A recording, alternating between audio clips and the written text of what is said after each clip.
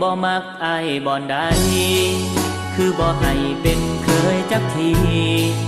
เงินคำของอายก็มีพอแต่ละทีมีแต่ลับตาสั่งมีหลายแนวที่แม่บ่มักอายถ้าเว้าไปอายคงบ่อยากฟังเว้าลดหนาบ่เป็นหยังดอกนาสิตั้งใจฟังและเปลี่ยนแปลงตัวเองแม่บ่มักอายที่นักเลงที่แม่บ่มักนิสัยนักเลงที่แม่บ่มักคนเว้าอวดเก่งแถมยังเปิดเพลงก่อนบ้านเดือนเมืองน้องเว้าแบบนี้ยิ่งดีเปลี่ยนทุกเรื่องสิเศร้าควรเมืองให้แม่น้องภูมิใจขอบใจแม่เจ้าที่เว้าให้เปลี่ยนนิสัยย้อนหักเจ้าหมดใจอายจึงยอมทุกอย่างต่างในหูกระปดออกทำนาตัดผมแน่ปล่อยให้ยาวเฮ็ดหยังขอบใจน้องที่เตือนอายอีกครั้งขอบใจนางที่สั่งให้เป็นคนดีถ้าอายเปลี่ยนได้มื้อนี้น้องสิมีรางวัลอายสิเปลี่ยนอย่างกระทันหันถ้าอยากได้รางวัล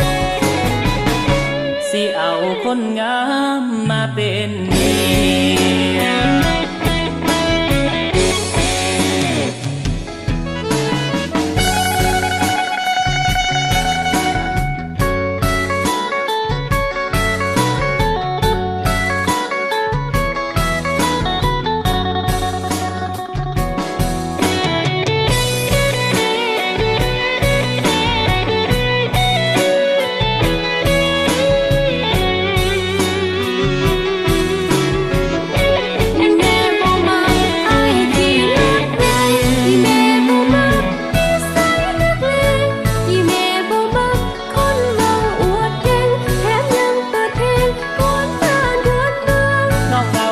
นี่ยิ่งดีเปลี่ยนทุกเรื่องสิเศร้าควรเมืองให้แม่น้องภูมิใจ